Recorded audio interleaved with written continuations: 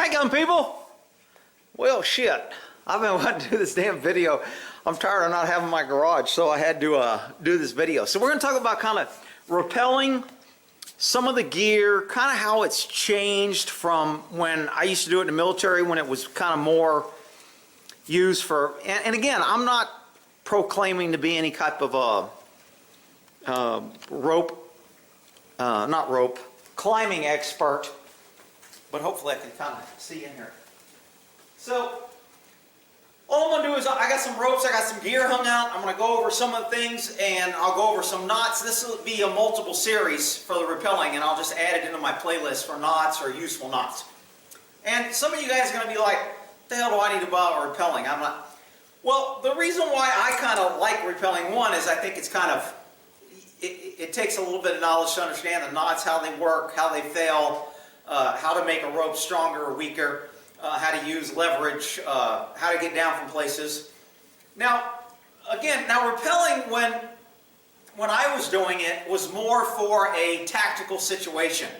It was to move either on an operation to where we had to get from one point to the other, and we had to get down an area that the only way down was to tie up, set up, rappel, and get down to continue either our course to get to this point from that point, or whatever the mission was to get from here to there, or it was to deliver us either by helicopter, or if we're on top of a building and we need to get to the fourth or third floor, instead of putting a ladder or getting a fire truck to move up there, if we wanted to get intel on a fourth floor, we would rappel upside down with our feet in the air, and that way we would rappel, like if this was the top ledge of a rope, we would rappel all the way to here, and then we would take a mirror, and we would mirror inside and collect intel inside this window, because when people look out the window, they're looking down, they're not looking up. So by us hanging upside down here, and then, of course, if we needed entry, we would jump out, do a bound, and go through the window to make an entry. So those are the common things. Rappelling also is good if you have to evacuate out of an area. If we're in an area and we need to get picked up, you know, you line up, everybody ties up, hooks up, the helicopter comes in, you hook on the skid or the plate or whatever they're using for the anchor, and then the helicopter takes off and it lifts the whole team up, and it can fly out of the area while we're hanging on. If you don't know how to tie knots or make sure your shit works so you got good gear, then you're going to fall and die.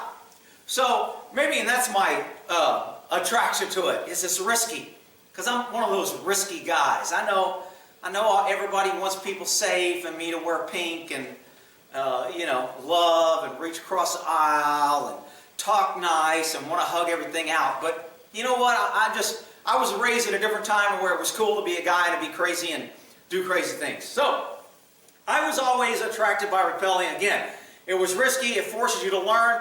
And I like doing things that you need to be good at it, or you pay dearly.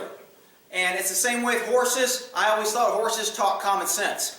If you're stupid and dumb around a horse, you're going to get hurt. Now nowadays, they blame the horse for hurting you. Where it used to be, when you got hurt, it'd be like, you were a dumbass. You weren't paying attention. Now, it's the horse's fault, because we're people have feelings and we got to get participation trophies. But I digress. So I'll go over a couple gear. This is just like a little rope here that you can tie off to make a quick ranger knot. It's also for if I wanted to tie off to make a safety line. Let's say we're rappelling down this rope here, and I want to have a second anchor, because you never want to provide redundancy. You hear the word redundancy a lot in climbing and rope and any type of rope work. You hear the term redundancy, meaning you want to have backups. You want to have, if something fails, what's going to save me? And if this fails, do I have a backup? And is there a plan and all that? So we always did, if we had a second, tie-off point, we would tie off to our primary anchor, and we say, okay, we're rappelling off that. But then we would do a quick knot, usually a butterfly, and then hook in to the butterfly and hook another rope to a second anchor. So if this anchor point fell in the middle of our operation, it wouldn't compromise the operation. Our second anchor point would kick in. So, and again, that's just kind of a redundancy thing. So this rope right here could be used as either a backup to hold the rope, because this rope is just as strong as this rope. This is the old military rope that I used a lot. This is the newer kind of style of rope for rappelling. It's got a better sheath, it's softer, it's more pliable, it feeds through D-rings better. This is very rigid. I don't know if you can hear that. That's very smooth. This might, I don't know which one would create more friction. Because you have more contact area with the smoother, finer rope, this might create more friction. But this sucker would get hot, you would melt it. You try to take your D-ring off after coming down a big hill or a tall building or whatever you come off of. If you do a couple of quick bangs, man, you try to grab this D-ring if you don't have gloves on, and you would burn your hands because it just heats up the friction of this rubbing. And again, it's going to be twisted. So this rope right here is just a tie-off rope, and I'll show you. I think I might already did a video, but I'll do in this series I'll do how to tie a Ranger seat. If you only have a rope, you can tie a Ranger seat or a Swiss seat, and you would use a rope like this, tie it up, and then you could rappel. Now most people have harnesses. This was an older REI harness. I don't know how old it is. I've had it a long time. I don't know if they make anymore. It was sewn webbing. Now they have a little bit better harnesses. They're much lighter. They've got good sewn in clip-in points. The leg points are a lot more comfortable, and it gives a more natural seating position. And I'll put these on and show you a difference. This is an old vest that you wrap through your legs, and it's got a hook on the back. So when I would slide this on and then hook it up on me through my legs, if I was hanging off an aircraft, I was hooking up and inspecting, this was my safety line so I don't end up falling out. It would save me. If you're doing things out on an aircraft where they're dropping equipment, and the helicopter or a parachute pops out and it pulls your pallet out, and you're dropping gear or resupplies, the guy inside that aircraft will be wearing one of these and hooked up so he doesn't get sucked out and hooked up so he doesn't fall out. So this is my old military kind of like, I don't know, I just call it a little safety vest. It was an oh shit vest. If you used it, it was an oh shit moment. Hopefully you would never need it, but it was good to have it if you needed it. So these are basically the 4 types of harnesses that I'm going to go over for rappelling. Now, for rescues, they've got the ones that come up here and across the back and across the area and chest, and then the ones that you can throw on people. And for an emergency, real quick, if you wanted to, and again, this is another one of these. This is what we used to carry. We didn't have these fancy little things. We just carry our rope. And our rope would handle to throw over a building and help somebody up. We throw it over, a couple guys are on top, you grab it, and we pull you up the building, and we get you up there fast, and we get the whole team up. We get you down. We use it to tie off and to secure a rope. Again, all these things boil down to your knots and your equipment. If you don't know what the capability is of your equipment, then you're going to screw yourself and your team over. So, man, there's so many things that keep coming to mind that I want to cover, but I want to get through this initial one to where I kind of give you an overview. So these little double D-rings here is kind of what's called a quick draw. Basically, you have these and you carry a few extras, and if something goes wrong or you need to tie off or I'm halfway down, there's my points filling, or I see the rope breaking, or I want to transfer from this line to that line. This is basically what I call a quick safety hitch, to where I can hook onto this and then I can hook onto somewhere else, or I can hook onto me and hook this onto something else. And so it's a quick way with 2 quick D-rings that I can kind of give myself an extension and hook onto an alternate point. Now there's obviously other uses when I do, if I come across a point and I want to tie this rope off and there's nothing good to tie it on, but there's a place I can clip this and then tie my rope off to here, and I rappel off this, and this becomes my anchor point.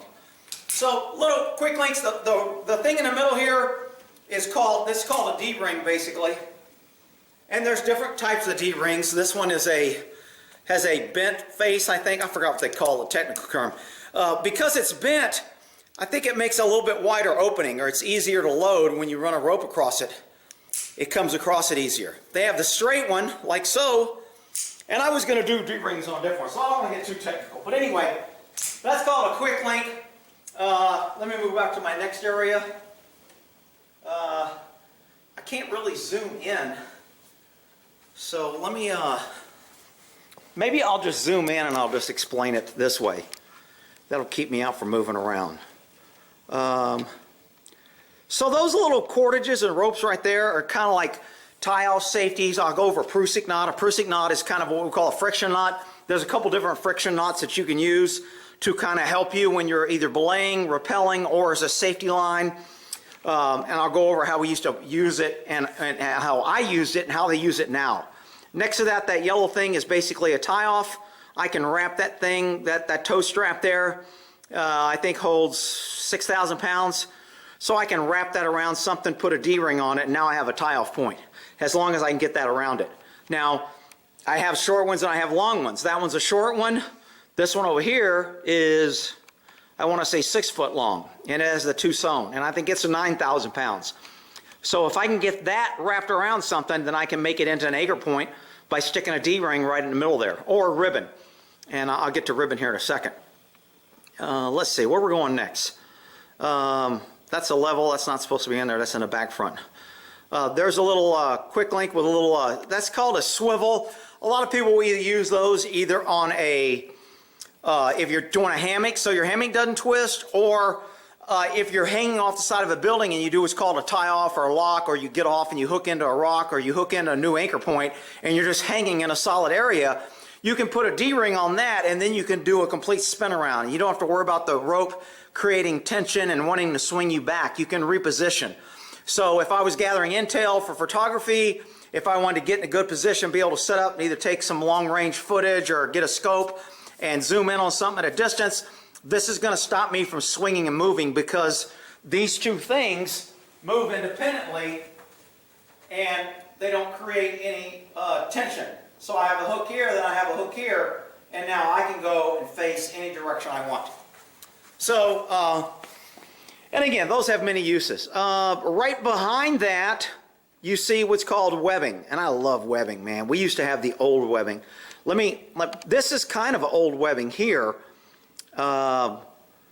It's got 2 lines, and I think every line is like 5,000 pounds or something.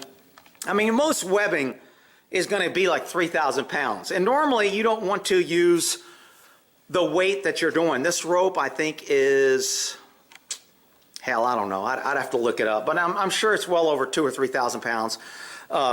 Breaking strength. There's breaking strength, and then there's shock strength, you know, because if you shock, there's a difference between load.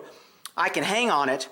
I can carry so much. But if I shock the rope, if I drop 200 pounds on a rope that is capable of holding 200 pounds, and I drop 200 pounds 10 or 15 feet, when that 200 pounds hit the end, it's not 200 pounds anymore. It could be 5, 6, 7, 800 pounds of torque or shock impact on that rope. And so that's why you don't want to use rope the same as your weight, because if you fall or shock, that can be a problem. And again, there's so many little factors that people may not consider if you've never done it or if you're not exposed to it. So this right here is the newer webbing. It's got the 3 dark lines of thread, so that makes it a little bit stronger. That's how a quick reference when you look at webbing on how strong it is, whether it has 1, 2, or 3. I mean, even a 1 is plenty strong. Hell, what the hell I do? All right. It's plenty strong. I mean, this has 2, and I've pulled, I mean, I lift my motorcycle. I lift all kind of several 100-pound objects with that. That's a locking D-ring. That little thing right there screws tight. And when you lock a D-ring, sometimes you just want the D-ring to where I can open it and close it. And then other times, I don't want this open. Once I hook in, I want to make sure that it stays closed. So this is an extra safety to where now you can't open it. So you can't accidentally, while you're running around doing it, and all of a sudden your carabiner gets twisted, or you move into an object and it opens, and now you fall out. That's probably not a good thing. We call that an oh shit moment. This right here is kind of just a little, I call it a little bear claw, but it's got some special name. I can hook in here, and then I can hook in 3 different things. So a Prusik, I can do a secondary, I can have a climber, a cinder. There's all kinds of different things I can do here. This webbing is, and I'll go over that more heads on. So this is my webbing. This is what's called, let me zoom out because I don't know whether I'm in there or not. Yeah, see, I would have been all out of that figure 8. So that's called a figure 8. That's like a standard figure 8. And it's got the figure 8 because there's a big loop at the top and another loop at the bottom, so it kind of makes an 8, so that's why people call it a figure 8. That's a non-locking D-ring, and it's called, a lot of times they'll call it a wire D-ring, or I think there's another name for it too. It's still just as strong. I mean, I think that's a 2,000-pound D-ring, even though it's very small and light. Now, I usually use these, my lower ones, for hanging or securing something that's not rappelling. When I'm rappelling, I'm jumping long bounds and I'm putting brakes on and it's stretching the work, and I'm putting what's called shock. It's not hard shock, like I fall and then all of a sudden I stop completely. It's more I'm falling, but it's controlled fall. I'm using friction, and then I slow myself down and I stop more controlled. But it's still considered more of a shock load. Let's see. So we went to the figure 8. That ring, that right there is called a little butterfly knot. We'll go over that on how to test it and how to make sure it's a real butterfly knot and not one that's going to kill you. The hell did I do there? Oh, that's a little, I think they call that a belay. We didn't use these. This is more of a newer thing that came out probably, I'm going to say, when I say new, maybe 10, 15 years. I'm thinking, I don't remember seeing these more than 10 years ago, but they could be older or younger, I don't know. So basically you pull two ropes, and I'll go out just a little bit and then go kind of show you, hopefully keep it in the same spot. Hell, I don't even know where the hell it's at. Where's it at? Dang it. Oh, there it is right there. Okay, so what happened here is the two ropes here go through, make a loop, and come out the other way like so. And then you put a D-ring through the two ropes. So when you're putting it through, it's loose. You hook it through the two ropes on a wire, and now it becomes like a belay device. So when I separate these two ropes, it's like a brake, and it slows you down. Hopefully that was in camera, but hard to tell. Next to us, just a little single wheel pulley. Sometimes you can use that as a weight assist if you want to make a 2-to-1 pull, a 3-to-1. You're lifting something that's heavier. Those can help out. That front blue thing is the old ascender. The orange thing right there behind it that's hanging there is another type of tie device that's adjustable on whether I want to wrap that around. So I can rappel off that. That's more what I call anchor. That's an anchor device. The rope is anchor. Hang on, I hear like a cow crying out there. Oh, I hear him. He's on the other side. Sounds like the bull's over there crying. I gave my horses some hay and he must have saw it, so now he's over there trying to push through the fence. So when I talk about anchor devices, it normally mean that's where you tie off. Technically, that right there would be like an anchor device. That's a very sloppy, quick-tied figure 8. Might even be an overhand. I'd have to look at it closer. And I've got it hooked onto a little hook right there. Now, obviously, you wouldn't rappel off that, but if that was steel and that was a good thing, that would be another anchor top device. So when I talk about anchors, and when I say these terms, if you're kind of not familiar with them, you're going to be confused a little bit on what's he talking about, whether it's a butterfly knot, a figure 8, an overhand. So those are the knots that will have another anchor device is where I've got the blue rope hooked up there. So that would be an anchor device. And I think I just did a quick slip knot on that. So I would never use that for a true anchor. I just use that to hold up the blue rope, to hold this figure 8. This figure 8 has got ears on it. I forgot what they call it. There's a technical name for it. It's got those little wings on each side, and it makes it a little bit better to tie off. It's also got like 2 holes down here, so you can hook in a couple other things, and then that's what I've got those ribbons hooked onto. So any anchor device is something that's, when I say anchor, that means normally what I'm hanging off of, what is supporting the load. And usually in rappelling, I'm the load. Now, the rope is part of the load because it weighs something. Your equipment's part of the load, and anything hanging on the rope with you is part of the load. And then you get into friction on whether you're running through things and not. And I'll get into anchor points and tying anchor points. But let's go move down this aisle here. Where were we? We got to the figure 8. We got to the ascender belay. I think they call it a belay device or something. I call it a brake. And I'll show you what our brake used to be before they had the fancy thing. That was a red thing is a anchor device. The green thing right there is what's called a rope protector.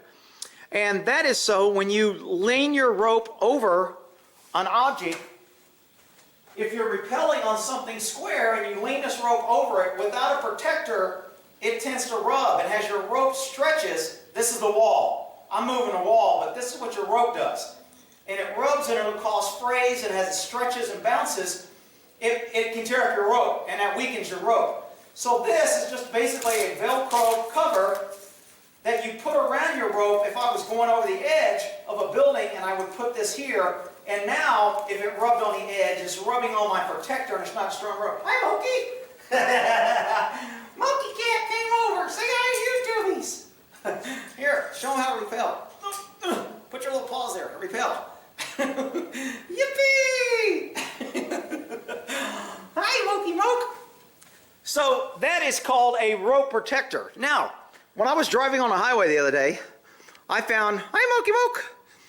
I found that on the roadway, and man, I was like psyched. I saw it laying on the roadway. Now, some of you guys will know what this is. I saw it on the highway, and it was like that. And I was like, damn. So I made a U-turn, I went back, stopped in traffic, almost got ran over, risked my life for freaking something I probably could have bought for $2, but I love getting free shit and finding it on the highway. So when I looked at it, I go, dude, I can use that as a rope protector, because this thing is like perfect, because it's at an angle like this, it'll fit on the side of a building. So if this was a wall on a building, now I put my rope over this, it's not rubbing on the building, it's rubbing on this smooth, hard plastic. Now, I didn't know what the heck that was for, and then I read on it, and it said something you could order at some trucking place. And so when I found it, I was like, man, this would be great to hang on a building, and it would protect my rope. Let me get that out of the way. I was all excited. People were like, damn, dude, you're kind of excited over free shit. Dude, I love getting free shit. I hate to have to buy shit. So this, if it was over a building, this, if I hung webbing or rope or anything over this, it would protect it. So when I saw trucking on here to order it, I was like, shit, I bet you this is what they put on the trucks when they crank down their thinking little things. So they probably don't call it a rope protector. They might call it a, I don't know, whatever, a shipping strap protector or something. And it also probably protects the load that it sits over. I don't want it to protect the load. I want it to protect my rope. So I was like, cool, that's free. So now that I jumped all the way over here, that big piece right there is a anchor. And I'm going to use that as an anchor, and I'm going to wrap that just like you can see the anchor on my winch. I have a yellow piece of strap there that holds that winch, and I lift all kind of heavy shit on that winch. I mean, if I can hook it up to it, I lift it. So I'm going to hook that strap right up there around that same beam, and then I'm going to climb up on the top of this ladder and rappel off it once we get all the knots and all the other stuff done down. Damn, I don't know if y'all hear that damn cow or bull yelling over there. Crazy. Okay, so let's work our way back. Oh, the ribbing. So this is the newer ribbing. This is the black with green. It's the same as the green ribbing here. I think that's a 3-striper also. Pretty sturdy. You can never have too much webbing, man. I'm telling you, if you've got anything that you want to tie off, secure, lift, anchor, webbing is so much better. It doesn't rust. It's not like chains. It's easily held. It's lightweight. It's strong as shit. You can tie knots. I'll show you how to tie a knot that doubles your pulling strength, and it makes it really tight to where you can almost cut or bend something just by pulling on it and then tying it off with that webbing. So this webbing you can get, I'm sure Amazon has a bunch of different kinds. I think I might have already did a video to where they have pink or whatever. This cordage right here, that's called a Prusik knot right there. And it is, actually that's the Prusik knot. This is called a double safety knot rope connector. When you connect 2 ropes, I'll go over that knot too. When you're connecting 2 ropes to make them string. But that Prusik knot, basically what it does is when you pull on a rope, and that's why we call it a safety or a friction knot, when you pull on this rope here, it won't go down, and it stops you either way. So, but what it does is when there's no tension, I can slide it this way or I can slide it that way. So if I want to move myself up 2 inches up a rope and then sit down and have it hold me, I move it up 2 inches, and as soon as I put weight on it, it locks me. And I don't go anywhere. And that's called a friction knot. It's a Prusik. I'll show you a couple other friction knots when we get into that. Hopefully I was in the screen there. It'd be nice if I had somebody in here like moving the camera for me. But anyway, and then in the back there, that's a bag where a lot of my gear, let me move this over here. Actually, the bag that I usually keep most of my rappelling stuff in is that little camo bag right there. Right behind this braking device. So that little bag is where I usually keep my gloves, my ropes, my harnesses, and all my stuff. And then this little bag is in there, and that's where I just keep extra ribbon, D-rings, a couple of masks for whatever I want to stick on my head. Sometimes we'd rappel and it'd be cold as shit and I wouldn't have. So I have a couple of those in there. Sometimes if we do exercises where we want a bad guy versus a good guy, you'd have the guy with the beanies, the good guy or bad guy or something. There's a couple other different D-rings, different webbing. There goes one of my horses. He's probably going over to see what that cow's about. Oh, buddy's following him. So it's about, I think, 44 degrees out there. It's been raining and cold. But I think there's something dead over there because I saw the vultures over there and the horses were kind of spooky. So I wanted to go over there and check it out. These are a couple of gloves. That's another figure 8 with, I call it the wings. What else have we got over there? That's the old ribbon. Let me show you the difference between old ribbon and new ribbon. Oh, shit. So this is the ribbon that we used to rappel off of. Still strong. This had many rappels. You can tell it's starting to fray. I still think it's strong as shit, and I'd still rappel off of it. Now that I have new stuff, which is wider and thinner. This is very thin. This is like a tubular. The old one is a tubular. I think this might be tubular too. I'm not sure. It feels like it might be. Tubular webbing is kind of like double layered, so it makes a tube, and then they put this down the middle, so it makes it really strong. And this is the old webbing. And there's, you know, of course, there's all kind of knots and everything that you can connect these and held and quick release and whatever. So this is new webbing, old webbing. They have what's called these, I forgot the name of the thing. This is an old one, so if you see it looking frayed or something, I would still rappel off this. These things are usually, let's see if it says the KN rating. A lot of your ropes and stuff will go with KNs. So this is 22 KN.